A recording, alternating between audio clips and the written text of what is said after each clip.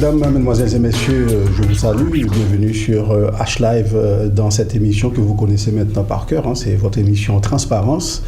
L'émission dans laquelle on essaie de savoir ce qui se passe chez nous, de comprendre ce qui se passe. Et pour cela, on essaie de trouver les bonnes personnes, les personnes qui ont les informations, qui sont également prêtes à les partager avec nous et essayer de faire ça dans le bon sens et surtout dans la bonne humeur. Donc, pour cela, on a fait appel à quelqu'un que vous connaissez sans doute. Si vous ne le connaissez pas de vue, vous avez sûrement entendu parler de lui, c'est sûr. Il s'agit de... comment je pourrais dire ça, de monsieur François Annick Joseph, qui est en fait un ancien sénateur, qui est un ancien prêtre, mais qui est aujourd'hui notre ministre de l'Intérieur. Monsieur le ministre, bonjour. Bonjour Pradel, bonjour à toute l'équipe de H-Live, bonjour aux téléspectateurs et aux auditeurs de la diaspora haïtienne de France. Merci pour l'invitation. Alors, qu'est-ce qui est nouveau, votre visite à Paris, en France? Je sais qu'en général, vous vous déplacez, surtout les ministres, les autorités haïtiennes, vous vous déplacez vraiment quand il y a quelque chose de particulier. Qu'est-ce qu'il y a de particulier qui est nouveau, votre visite aujourd'hui? Oui, moi, je dois rappeler aux membres de la communauté haïtienne de France qu'il y a une collaboration entre les collectivités territoriales de France et les collectivités territoriales d'Haïti. Et il y a ce qu'on appelle la coopération décentralisée des collectivités territoriales de France qui sont en contact direct avec des collectivités territoriales haïtiennes. Et cela dure déjà depuis de très longues années. Par exemple, pour certains cas, ça fait déjà 30 ans que ces collectivités sont en... Je pense particulièrement à la commune de Dessalines, qui est en jumelage, en coopération décentralisée, dans une relation de coopération décentralisée avec la région de Savoie. Vous parlez de la commune de Marchand-Dessalines? La commune de Dessalines, oui. Okay. Qui est en... Pourquoi vous ne dites pas Marchand? Eh bien, justement, les habitants de Dessalines préfèrent aujourd'hui parler de Dessalines-Ville au lieu de Marchand. Je ne sais pas trop pourquoi ils ont tendance à faire passer Marchand au second, je ne sais pas trop, 5e ou 10e plan. Mais Marchand n'est pas trop utilisé aujourd'hui, donc on préfère parler de ville de Dessalines ou Dessalines-Ville. Donc c'est pour ça que je parle de la commune de Dessalines, okay, pour rester en synchronie avec la population de Dessalines. Donc c'est ça, il y a des relations de coopération décentralisée qui durent déjà depuis environ 30 ans. Mais ce qui arrive, c'est que l'administration centrale d'État est tenue en dehors de tout ça. Et maintenant qu'on s'est tourné vers, parce que la décentralisation, ça a un sens pour nous, particulièrement pour le président de la République et moi-même, qui avions travaillé sur le texte de la loi cadre de la décentralisation et de la déconcentration. Nous avions produit ce texte, nous l'avions fait voter au Sénat. Bien entendu, il n'a jamais été voté à la Chambre des députés, mais le texte a été voté au Sénat depuis avril 2013. Donc, on est un peu dans la dynamique de décentralisation.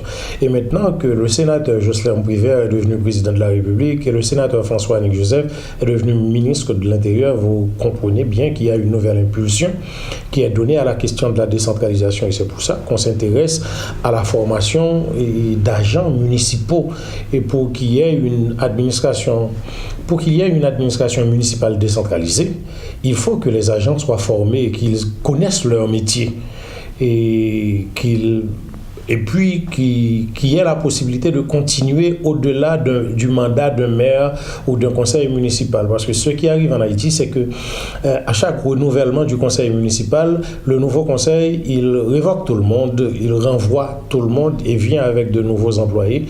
Nous avions... Pas seulement au niveau municipal? Oui, c'est pas seulement au niveau municipal, mais au niveau municipal, c'est encore plus aigu. Et donc, au niveau municipal, ça dérange beaucoup plus. Parce que chaque fois, on est obligé de recommencer. Au niveau de l'administration centrale d'État, par exemple, il y a des gens les ministres peuvent partir. Les ministres viennent et s'en vont, mais il y a l'administration qui reste. Le personnel politique peut changer au niveau de l'administration centrale d'État, mais le personnel technico-administratif, ça reste. Donc vous avez fait des rencontres. Alors qu'au niveau des municipalités, ce qui arrive, c'est que quand le personnel politique change, le personnel technico-administratif change également. Donc on avait voulu arrêter cette saignée. Donc pour cela, depuis l'installation des nouveaux maires, du moins déjà avant l'installation des nouveaux maires, nous avions fait sortir une note circulaire pour demander aux maires de ne pas toucher. Il y a la loi qui interdit ça d'ailleurs, de ne pas toucher au personnel technico-administratif des mairies, des municipalités. Donc, dans le cadre du maintien et du renforcement de ce personnel technico-administratif, nous avions investi beaucoup de ressources dans la formation des agents municipaux. Nous voulons qu'il existe effectivement un corps de métiers municipaux. Et dans le cadre de ce renforcement, de cette formation et de ce renforcement, nous avions eu un accord avec le Centre national de la fonction publique territoriale de France pour aider à la formation des agents municipaux. Donc, il y a eu un premier accord qui est arrivé à expiration déjà depuis 2012, mais qui n'a pas été renouvelé. Ma présence ici était justifiée par la signature d'un protocole d'accord entre le ministère de l'Intérieur de la République d'Haïti et le Centre national de la fonction publique territoriale de France. Donc, pour qu'on puisse continuer avec la formation de ce corps de métiers municipaux en Haïti. Et concrètement, qu'est-ce que ça va donner, cet accord ? Et concrètement, il y aura, c'est un accord cadre, ce qu'on a signé hier. Et il y aura d'autres petits accords rendant opérationnel l'accord cadre. C'est-à-dire, dans certains cas, il y aura la formation. Dans d'autres cas, des programmes d'intervention au niveau des communes. Pour cela, à chaque fois, il faut qu'il y ait un autre accord. Par exemple, s'il s'agit de la formation, le financement pour la formation, ça va être une chose. Et maintenant, il va falloir que l'on signe à nouveau un autre accord dans le cadre de ce protocole d'accord global, de l'accord cadre. On va signer un autre accord rendant opérationnelle la question de la formation. Et supposons que, comme par exemple, c'est le cas dans la zone nord-est du pays, il faut construire ce centre de tri et de compostage des déchets solides. Donc là encore, il faudra un autre petit accord. L'accord qu'on a signé là, c'est un accord cadre qui englobe tout ça. Mais concrètement, toutes les municipalités auront à définir, particulièrement dans le cadre des plans communaux de développement, ils définiront leurs priorités, ils disent ce qu'ils veulent faire en termes de développement de leur collectivité spécifique. Et maintenant, le ministère de l'Intérieur les accompagne dans le cadre de leurs propres plans communaux de développement. S'ils veulent faire ceci, on étudie ensemble, on voit est-ce que cela est approprié? Est-ce que c'est la chose appropriée à faire? Est-ce qu'on a les ressources adéquates pour le faire? Et ensuite, on avance. Et quand on décide d'avancer, si c'est le Centre national de la fonction publique territoriale de France qui doit intervenir, on signe un autre accord pour qu'on avance dans la direction décidée.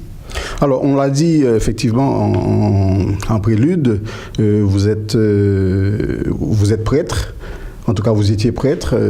Comment on fait pour passer de la prêtrise à la politique? Est-ce que c'est quelque chose qui était évident? Mais il y a un seul facteur qui lie les deux, le service. Une petite explication? Le prêtre, il est là pour servir. L'homme d'État ou la femme d'État est également là pour servir. Donc, le service. Le service. Donc, vous considérez qu'il n'y a pas d'ambiguïté, il n'y a pas de dysfonctionnement entre les deux. N'importe quel prêtre peut devenir... Enfin, n'importe quel prêtre. Un prêtre peut éventuellement devenir politicien à tout moment, comme on a eu le prêtre Aristide qui est devenu président. Là, vous êtes devenu ministre, peut-être président un jour, on ne sait pas. C'est quelque chose auquel on doit s'attendre le plus souvent possible, ou bien... Et ça dépend de l'expérience personnelle de chaque prêtre. Et à partir de cette expérience, on peut décider de porter le service que l'on donne à la... Par exemple, même mes études, les études que j'ai faites, elles ont été inspirées par cette question, cette histoire de service. Donc, je me rappelle quand je suis retourné en Haïti en 1996, et je venais de terminer des études de psychothérapie à New York. Et quand je suis arrivé, j'étais totalement disposé à servir comme psychothérapeute. Mais sur le terrain, je me suis rendu compte rapidement que j'aurais été beaucoup plus utile comme sociologue que comme psychothérapeute. Et là, je suis reparti aux États-Unis pour faire des études de sociologie.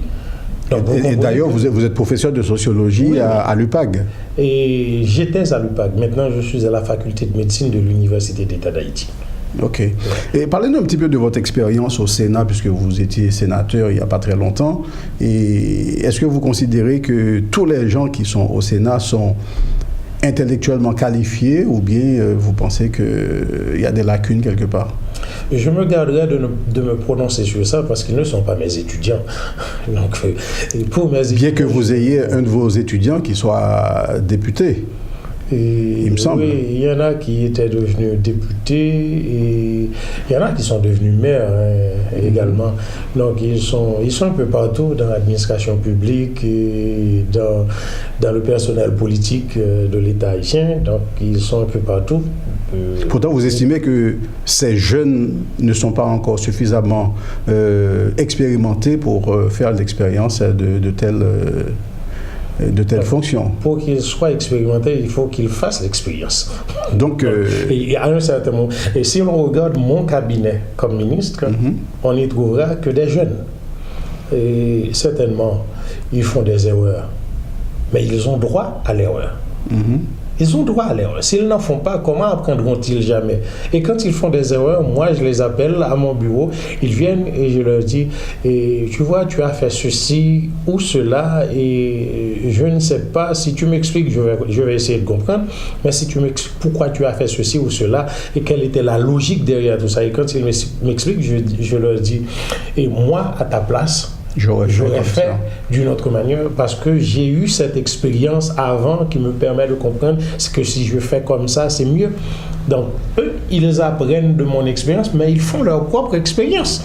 Et j'essaie de les aider, de les guider pour qu'ils apprennent quelque chose à partir de leur propre expérience. Alors, il faut savoir que le Parlement haïtien, c'est quand même une vitrine du pays. Donc, quand on a des gens qui ne sont pas qualifiés, et c'est un petit peu gênant. D'ailleurs, on sait que vous faites partie des plus influents du Parlement, des gens qui sont les mieux qualifiés. Est-ce qu'il n'y a pas une petite cellule de formation interne existant au Parlement pour permettre justement à ceux, que ce soit députés ou sénateurs, qui ont quelques lacunes, pour justement essayer de les mettre à jour? Ça n'existe pas? Ou bien c'est pas quelque chose auquel vous avez pensé? Ça existe jusque dans un certain niveau. Par exemple, quand on vient d'arriver au Sénat de la République ou à la Chambre des députés, on n'est pas nécessairement un maître dans l'art du protocole. Il y a certaines choses qu'on ne maîtrise pas.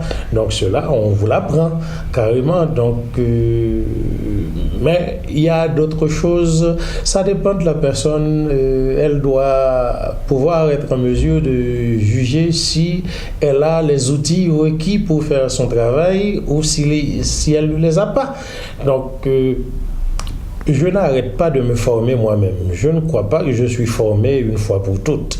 Je n'arrête pas de me former. J'apprends des plus jeunes, j'apprends des plus vieux, j'apprends de ceux de ma génération, j'apprends de tout le monde, j'apprends de n'importe qui, parce que je crois que, et c'est pour ça que je suis dans la politique également, parce que la politique, c'est l'affaire des humains, c'est une science humaine. Et pour faire de la politique, il faut aimer les humains. Il faut les aimer. Et quand on les aime, on leur apprend des choses, on apprend d'eux. C'est ce que je dis toujours à mes étudiants. Je leur dis que je suis là avec vous pour une aventure. Dans cette aventure, je serai à la fois professeur et étudiant, tout comme vous, vous serez à la fois étudiant et professeur. Parce que j'apprendrai de vous, tout comme vous apprendrez de moi. Donc, et cela, c'est dans la vie concrète, c'est dans la vie de chaque jour que j'apprends des autres et les autres également, ils apprennent de moi, bien entendu, s'ils le veulent.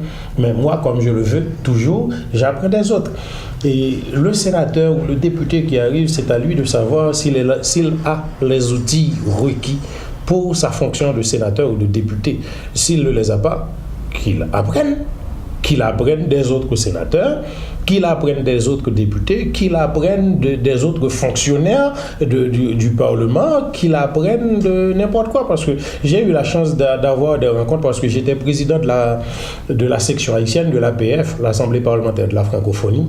Et à ce titre, j'ai eu la chance et le bonheur de rencontrer des parlementaires d'autres pays francophones, d'Afrique et d'autres régions du pays, de l'Europe, comme on était pratiquement le seul pays indépendant francophone de l'Amérique, certainement le Québec ou le Canada veulent partager avec nous ce titre de pays francophone. Donc, dans cette fonction, j'ai rencontré des gens, mais j'ai appris beaucoup de choses d'eux. Par exemple, j'ai élaboré un manuel d'éthique à l'attention des sénateurs. Mais j'ai dû apprendre de sénateurs que j'ai rencontrés qui viennent de la Louisiane, qui viennent du New Hampshire aux États-Unis, de sénateurs qui viennent de la province du Québec, de la Colombie-Britannique au Canada, de sénateurs, de parlementaires de la Roumanie, du Luxembourg. Donc j'ai dû apprendre de leurs expériences comme parlementaires, et à partir de ce qu'ils vivent chez eux, j'ai cru comprendre qu'il aurait été idéal que l'on vive la même chose chez nous. Donc, j'ai élaboré ce manuel d'éthique qui n'a jamais été ratifié, certainement, par le Sénat haïtien, mais je crois qu'on doit arriver là à un certain moment qu'il faut qu'il y ait ce manuel d'éthique. Mais tout cela, c'est parce que je me suis mis à apprendre des autres. Donc, et est-ce que les sénateurs ou les députés, ils ont les outils, et toutes sortes d'outils, bien entendu, les outils intellectuels requis? Ça, je refuse de me prononcer là-dessus. Et est-ce qu'ils doivent aller chercher et élargir le champ de leur savoir? Oui, tout le monde. Ça vaut autant pour moi que pour les autres. Donc, effectivement, je pense que tout le monde a droit au savoir et tout le monde devrait essayer d'apprendre, comme on le dit. Et l'école est quotidienne, donc on devrait tout le temps être en train d'apprendre. Vous avez été sénateur OPL de l'Artibonite. Votre mandat devait se terminer au 2e lundi de janvier 2017, c'est bien ça? Oui, c'est ça. Et vous avez accepté de devenir ministre d'un gouvernement provisoire. Oui. Et est-ce que vous étiez certain qu'au bout des 120 jours, M. Prévert n'aurait pas quitté le pouvoir, ou bien c'est juste parce que vous avez voulu tout simplement servir le pays autrement? Si l'on m'avait demandé de servir pour un jour seulement, je l'aurais fait. Mais vous étiez en train de servir en tant que sénateur. Oui, et vous aviez quand même une échéance assez longue, une année devant vous. Et moi, je vous demande de regarder, depuis que j'ai laissé le Sénat le 1er avril, que s'est-il passé de grand, de beau, de glorieux au Sénat de la République? Peut-être que si vous y étiez, ça serait... Quelles ont été les opportunités de service? Justement, si vous y étiez, peut-être que ça serait passé autrement. Oui, avec des si, on peut mettre Paris en bouteille. Et quelle analyse faites-vous de la volonté de M. Prévert de ne pas quitter le pouvoir au bout des 120 jours prévus par le contrat quand même qu'il avait signé au début février avec le président de la Chambre basse et M. Martelly. Je ne dirais pas qu'il avait la volonté de ne pas quitter le pouvoir. D'ailleurs, il a manifesté la volonté de partir. Ah oui? Oui, certainement. Il a demandé, c'est lui qui a insisté pour qu'il y ait cette séance en Assemblée nationale. Tout en sachant que cette séance n'aurait jamais lieu. Comment saurait-il que cette séance n'aurait jamais lieu? Et cette séance n'a jamais eu lieu par faute de quorum. Est-ce que c'est lui qui a décidé qu'il n'y aurait pas quorum? On dit que M. Prévert, c'est quand même un des meilleurs politiciens du pays et il était le président du Sénat et c'est pas n'importe qui. Donc il connaît très bien ses pairs, ses anciens collègues en tout cas, il sait très bien comment ils réagissent et puis il est en contact direct avec eux, il sait si on peut avoir quorum ou pas, non? Là on parle politique. Et pour cela je le félicite. Donc qu'est-ce qu'on doit comprendre? S'il sait comment ses pairs fonctionnent et il fonctionne avec eux de la manière dont ils fonctionnent, donc je le félicite. Et comment voyez-vous les élections qui arrivent là? Est-ce que vous soutenez un candidat, puisque vous n'avez pas de candidat à l'OPL, hein, Sauvé Pierre-Étienne, je crois qu'il soutient Jules Célestin. Et quelle est la position de M. François Annick Joseph, qui est quand même un des formateurs de ce parti? Vous formez des gens dans ce parti. Vous êtes un membre influent de l'OPL. Est-ce que vous suivez Sauvé Pierre-Étienne ou bien vous avez votre position? Le ministre de l'Intérieur n'a pas de position. Mais M. Joseph a une position. Et il ne veut pas en parler ici. Sa position doit être sa position privée et il la manifeste derrière l'isoloir. Donc certainement, je vais voter. Comme toujours, je vote. Et je ne suis pas de ceux qui s'abstiennent, parce que moi, je ne crois pas. Et au niveau du Sénat de la République, pour certains cas, je m'abstiens souvent, mais lors des élections, je ne m'abstiens pas. Je vote. Et comme je participe au vote, parce que je crois que si je ne le fais pas, si je ne vote pas, quelqu'un votera pour moi. C'est clair. Quelqu'un votera, il fera un choix, et si ce choix est majoritaire, ce choix me sera imposé, et je devrai vivre avec un choix que je n'aime pas, que je n'apprécie pas, que je n'accepte pas. Au lieu de ça, moi, j'aurais préféré faire un choix, même si mon choix est minoritaire, mais je sais que j'ai fait un choix selon ma conscience, selon mes idéologies, selon mes convictions, selon ce que je crois. Donc, pensez-vous que le choix que vous allez faire le 9 octobre sera minoritaire? Non. Non? Je n'ai pas dit ça. Non, le choix que je vais faire le 9 octobre, j'espère qu'il sera le choix majoritaire. Je veux croire qu'il sera le choix majoritaire, mais si ce n'est pas le cas, je vivrai avec. On va marquer une pause dans un instant, mais juste avant, on reste dans ce petit volet politique. On sait que vous êtes, je ne vais pas dire anti-Lavalas, parce que vous ne l'êtes pas, mais vous êtes plus ou moins anti-Aristide, vous êtes anti-PHTK. Est-ce qu'on peut comprendre que vous n'allez pas voter Jovenel Moïse du fait que vous soyez anti-PHTK? Je ne suis pas anti-Lavalas. Oui, c'est ce que j'ai dit. Vous êtes anti-Aristide, mais pas anti-Lavalas. Je ne suis pas anti-Aristide non plus. Je me souviens, j'ai entendu une interview que vous donniez à quelqu'un où vous avez dit « Je suis anti-bêtise ». Je suis anti-bêtise. Et la bêtise, quand elle vient de n'importe qui, je suis anti-bêtise. Et si c'est moi, François Annick Joseph, qui commet la bêtise ou qui adopte la bêtise, je suis contre François Annick Joseph également. Je suis anti-bêtise. On va marquer une pause et on revient dans quelques instants pour continuer avec cette discussion avec notre ministre de l'Intérieur, M. François Annick Joseph, qui est de passage en région parisienne. Surtout, ne vous déplacez pas, vous regardez Transparence. Eh bien, bon retour sur le plateau de Transparence, votre émission que vous avez sur HLive assez régulièrement, où nous parlons avec des gens intéressants de la communauté ou qui viennent nous visiter, en tout cas des gens qui ont des choses à dire qui nous concernent. Et aujourd'hui, nous sommes en train de discuter avec le ministre de l'Intérieur haïtien, de passage en France, M. François Annick Joseph. En tant que ministre de l'Intérieur, est-ce que vous pouvez nous dire quelles sont les attributions du ministère de l'Intérieur? Puisqu'en général, on parle des ministères, mais on ne sait pas exactement quelles sont les attributions de ces différentes instances. En fait, le ministère de l'Intérieur, c'est en quelque sorte le ministère du territoire national. C'est-à-dire? tout ce qui regarde le territoire national nous regarde. En premier plan, la question de la sécurité interne du territoire. Par exemple, l'immigration dépend de nous. Et étant donné que l'immigration de nous sommes la première ligne de défense du territoire, parce que quelqu'un qui vient ou qui sort du pays, c'est d'abord à travers l'immigration que ça passe. Donc, si un mauvais gouvernement vient dans le pays, c'est la faute à nous. Donc, la police nationale est sous votre tutelle? Pas directement, c'est plutôt sous la tutelle du ministère de la Justice, ce qui est en quelque sorte une anomalie des créateurs. Mais c'est justement ce qu'on avait voulu, c'est que le ministère de l'Intérieur était avant un ministère chargé de la répression politique. Donc, les créateurs de la nouvelle démocratie haïtienne, ils avaient voulu éviter ces tares, et nous épargner cet art de la dictature.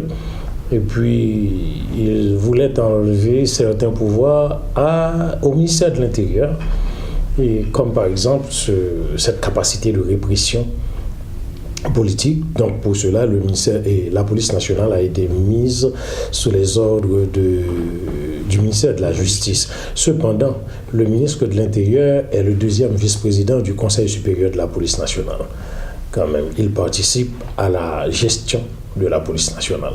J'ai regardé une vidéo hier soir où vous étiez en train justement d'interpeller l'ancien patron de la police, Godson Aurelius, où vous lui faisiez comprendre que vous pouviez même saisir le tribunal international si toutefois il y avait trop d'exactions.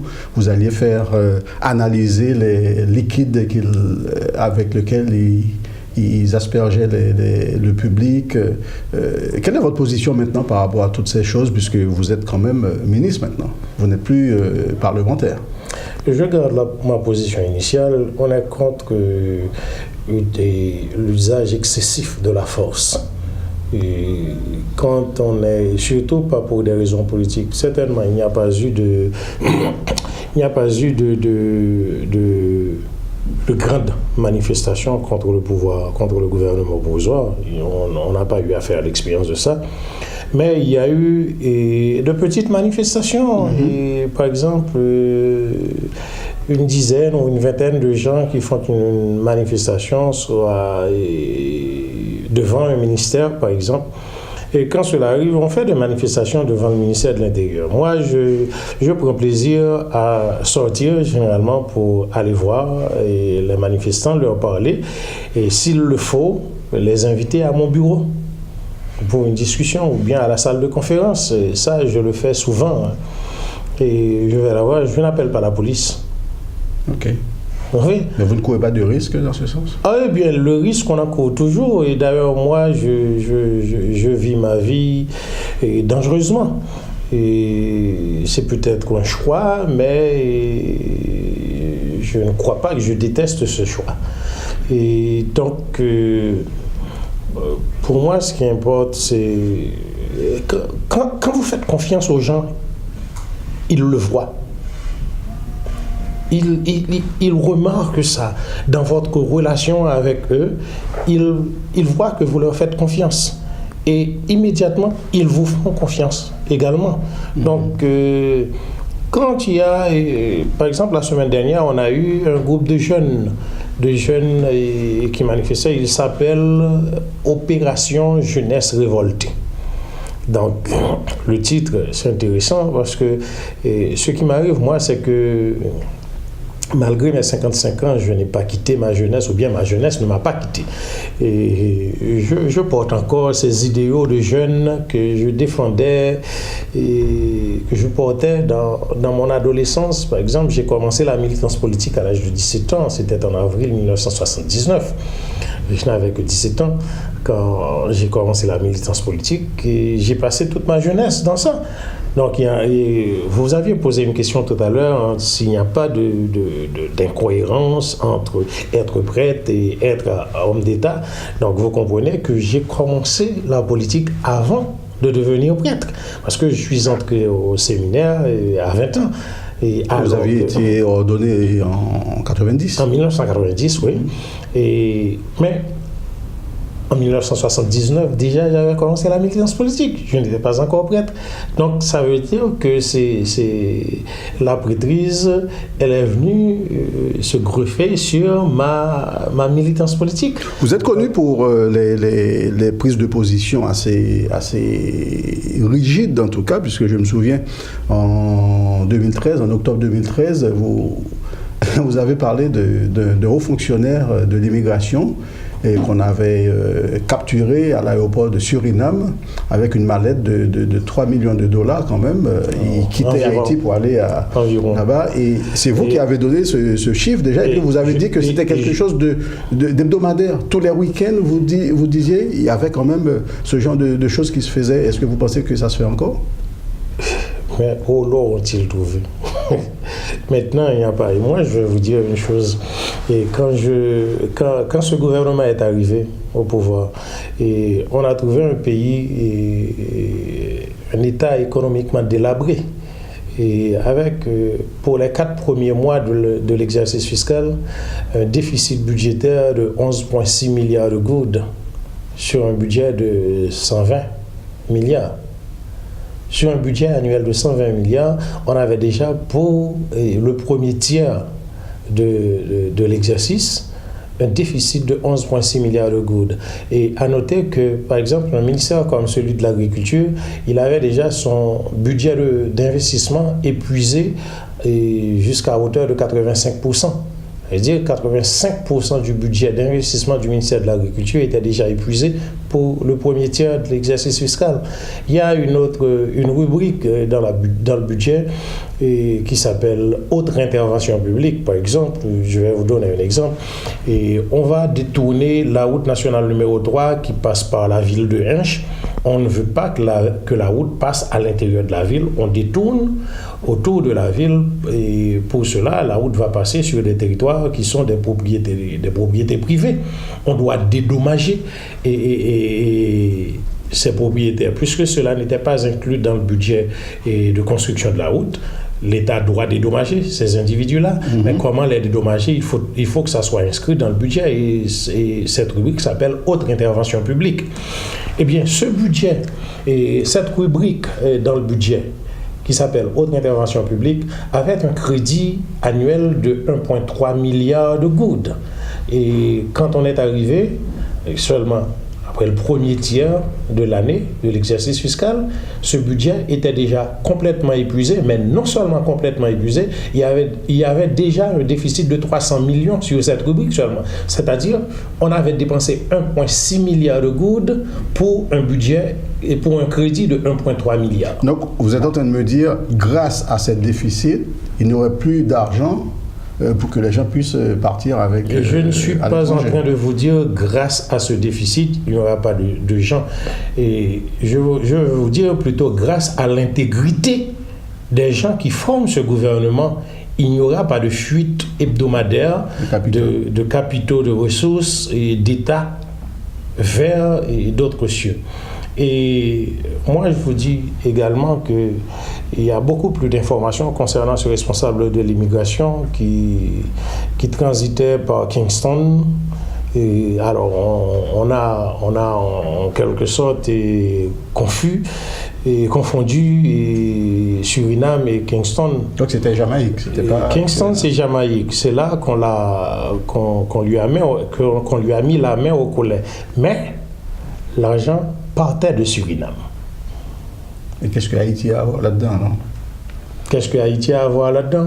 Parce que ça partait de Suriname pour aller à Kingston. Mais c'était un responsable, c'était un haut fonctionnaire haïtien qui transportait. Alors, vous allez me demander également qu'est-ce que M. Désir Bouterse faisait en Haïti presque hebdomadairement, pourquoi il allait si souvent en Haïti. Ben maintenant, je vous le demande. Bien justement, c'est lui le président de Suriname. Vous comprenez que l'argent part de Suriname. Ok, donc il y a des suppositions là. Vous pouvez les appeler des suppositions, mais je sais que par votre formation, vous savez mieux que ça. On va revenir sur les choses un petit peu plus, entre guillemets, terre à terre. On sait qu'il y a pléthore de partis politiques en Haïti et vous avez, en tout cas vous faites partie, je pense toujours, mais qu'en tant que ministre vous n'êtes pas vraiment dans un parti, mais vous avez fait partie de l'OPL, qui est quand même un des grands partis du pays. Pourquoi pensez-vous qu'il y ait autant de partis politiques? Est-ce que c'est parce que les conditions sont trop légères pour créer un parti politique ou bien qu'est-ce qui se passe? Pourquoi autant de partis politiques dans un pays comme Haïti? Bon, on dirait en quelque sorte, on a vécu la dictature et pendant la dictature, le droit à l'organisation c'était banni quand même. On n'avait pas droit à l'organisation, mais quand on a libéré ce droit à l'organisation, tout le monde voulait créer sa propre petite organisation. Et donc on sort d'une extrême à l'autre. Oui, ça, c'est l'expérience de toutes les formations nationales, de toutes les formations ethniques également. Et la France peut vous en dire long de ça. Avant de devenir la France que vous connaissez actuellement, elle est passée par beaucoup d'étapes. L'Italie, tout près. Et peut vous en dire également que ça fait pas longtemps que l'Italie est l'Italie. Elle était autre chose avant. Et on est passé par beaucoup d'étapes dans ce qu'on appelle en anglais state formation. Et c'est également ce qui nous arrive. On passe d'un bannissement du droit à l'organisation à un total relâchement, une totale libération du droit à l'organisation. Quand est-ce qu'on va se ressaisir? C'est le processus qui corrige. C'est pas les responsables, c'est le processus qui va corriger. Donc on est en train de corriger en partant de 54 candidats à 27, vous pensez que c'est un progrès? C'est pas nous qui avions réduit de 54 à 24.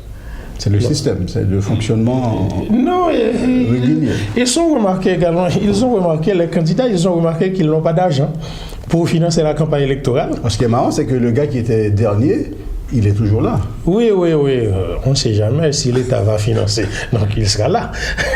Mais ce qui est intéressant, c'est que si on organise des élections régulièrement, les partis, les leaders de partis, les candidats, ils vont finir par comprendre qu'ils n'ont pas pu faire appel au vote de la population, à la sympathie de la population des électeurs, et puis ils arrêteront d'être candidats. Ça ne veut pas dire qu'il n'y aura pas d'autres candidats, mais au bout d'un certain temps, si le processus est régulier et que les élections se tiennent régulièrement, alors on finira par avoir cette lassitude du côté des candidats qui se lasseront d'être candidats. Et puis, on aura beaucoup moins de candidats. Donc, moi, je crois au processus et au processus démocratique. Et je crois que c'est le processus qui doit corriger certaines dérives que l'on observe actuellement. On va terminer dans un instant, mais je dois quand même revenir sur ce point. Vous êtes le patron du ministère de l'Intérieur, vous êtes chargé quand même de la protection civile, je parle même de sécurité, entre guillemets, je ne sais pas si je peux l'utiliser. Oui, on est en train de passer du concept de protection civile qui est beaucoup plus rallié à l'idée de secours, c'est-à-dire quand le malheur arrive, on vole au secours de ceux qui ont été frappés par le malheur. Mais moi, j'essaie, pendant mon passage au ministère de l'Intérieur, de virer ça à rien et d'obtenir ce virage, que l'on passe du concept de protection civile au concept de sécurité civile, c'est-à-dire beaucoup plus axé sur la prévention et la participation communautaire également. Donc, c'est un peu ce que nous faisons. J'ai fait une expérience, pour terminer, il n'y a pas très longtemps en Haïti. Et ça me fait plaisir d'avoir un haut dignitaire du pays pour en parler maintenant. C'est qu'on a des routes nationales. Ces routes nationales sont les seules issues qu'on a pour sortir d'un point, par exemple de Port-au-Prince, pour aller à un autre endroit du pays. Et il se trouve que je devais me rendre à Jérémie. Je suis arrivé à Carrefour des Ruisseaux, donc c'est très bien, je continue. Et quelques mètres, même pas, j'y suis pas arrivé, puisque bien avant Chalon, la route était bloquée. Oui. La route était bloquée pendant 2-3 heures. Finalement, j'ai dû rebrousser chemin. Parce qu'on a discuté avec les policiers qui étaient sur place, ils nous ont dit c'est un c'est le deuxième maire qui a eu une altercation avec le commissariat. C'est très très récent ça. Ah, c'est très récent, oui, tout à fait. Et du coup, c'était bloqué. Le sud était bloqué. Et la même chose est arrivée avec des gens que j'avais qui étaient sur Port-au-Prince, qui devaient se rendre au Cap-Haïtien, qui prennent la route, ils arrivent à Akaé, c'est bouché. Et on se rend compte qu'à n'importe quel moment, n'importe qui peut décider de bloquer ce pays parce que justement, nous n'avons pas d'infrastructure routière. Est-ce qu'il y a quelque chose de prévu pour avoir je sais pas, des issues entre guillemets, de secours, un palliatif à tout ça? Moi, je vais vous dire une chose, je détourne la question complètement. Haïti, c'est une portion d'île. Et comme telle, notre principale ressource, c'est l'eau. Tout comme l'eau est notre principale menace. Et on était dans la question de la sécurité civile. Et en essayant de prévenir des malheurs qui peuvent s'abattre sur nous, on doit avoir une certaine maîtrise des risques. Et moi, je crois qu'aujourd'hui, les risques à maîtriser, ce sont les risques hydrométéorologiques. Mais les chances à exploiter également, ce sont les chances hydrauliques. Ce que nous avons, c'est l'eau, comme notre principale ressource. Pourquoi ne pas organiser le trafic maritime? Vous êtes au service maintenant, vous êtes à la charge maintenant. Qu'est-ce que vous avez... Justement, avant que les projets ne soient construits, il y a les idées. Moi, je suis en train d'agiter le débat et d'agiter les idées, de les partager avec les autres pour qu'on arrive à un projet de transport maritime. Donc, certainement, c'est pas ce soir ou demain matin qu'on va me dire « Ah, mon cher, toi, tu as raison, c'est ce qu'il faut faire. » Mais il faut arriver à convaincre les gens que notre principale ressource, c'est l'eau, il faut la mettre à profit. Donc, la mettre à profit, c'est également en organisant le transport maritime en Haïti pour que les gens puissent passer d'un point à un autre. Maintenant, alors ceux qui veulent bloquer la route, ils vont devoir disposer de gros moyens pour bloquer la route de l'eau maritime. Oui. En tout cas, merci d'avoir répondu à notre invitation. Est-ce que vous avez un dernier mot que vous avez envie de dire à nos téléspectateurs, aux téléspectateurs de cette émission Transparence et de cette chaîne haïtienne H-Live? Moi, je dis un grand merci à la communauté haïtienne de France et surtout celle de la région métropolitaine. Et je crois qu'il y a... c'est pas je crois, je l'ai expérimenté, il y a un très grand intérêt de la diaspora haïtienne pour la patrie mère.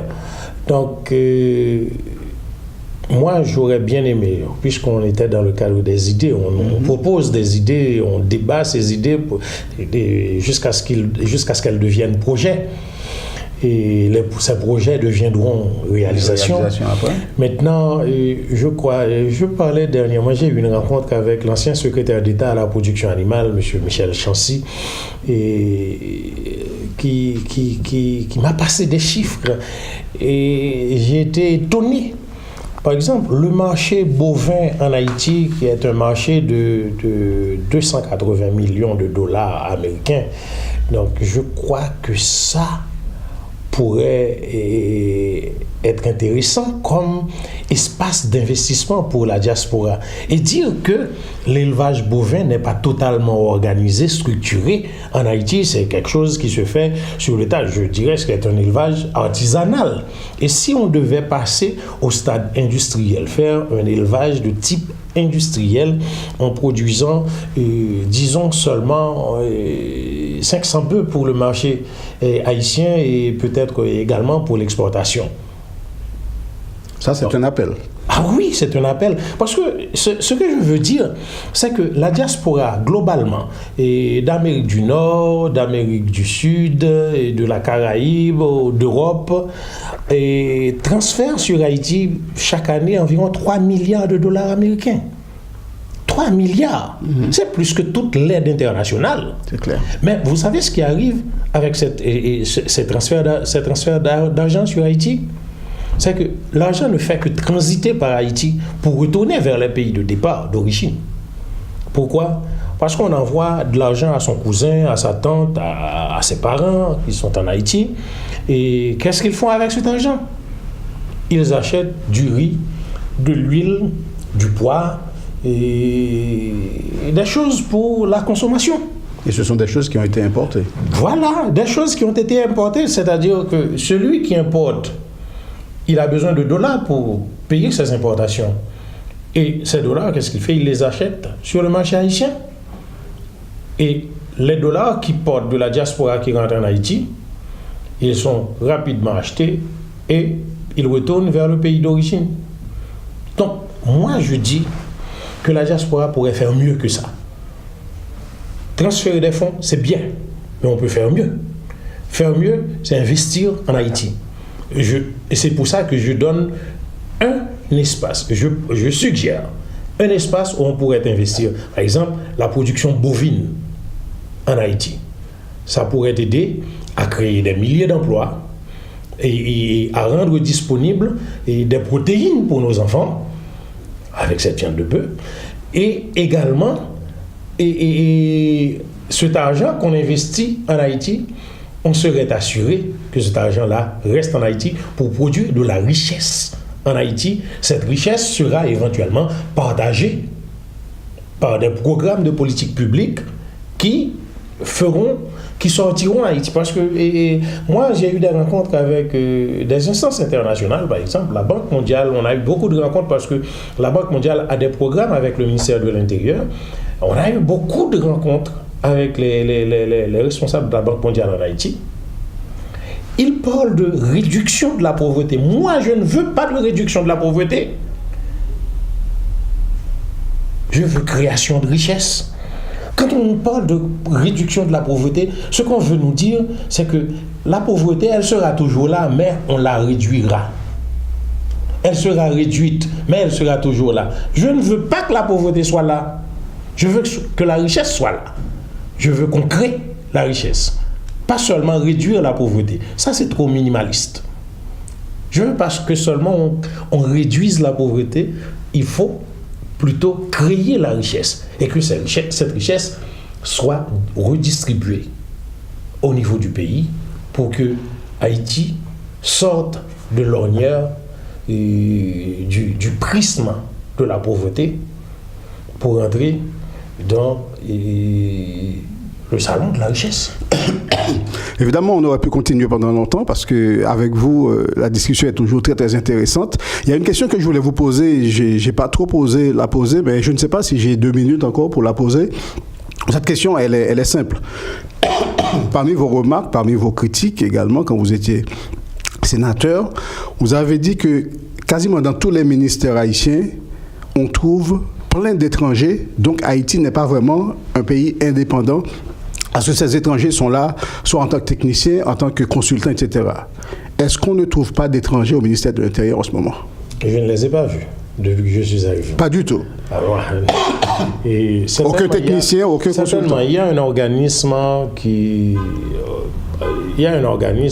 dont le ministre de l'Intérieur est membre du conseil d'administration, duquel le ministre de l'Intérieur est membre du conseil.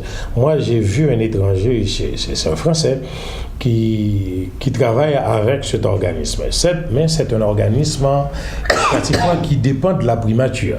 Certainement, le ministre de l'Intérieur est membre du conseil d'administration de cet organisme, mais ça dépend de la primature, ça relève de la primature.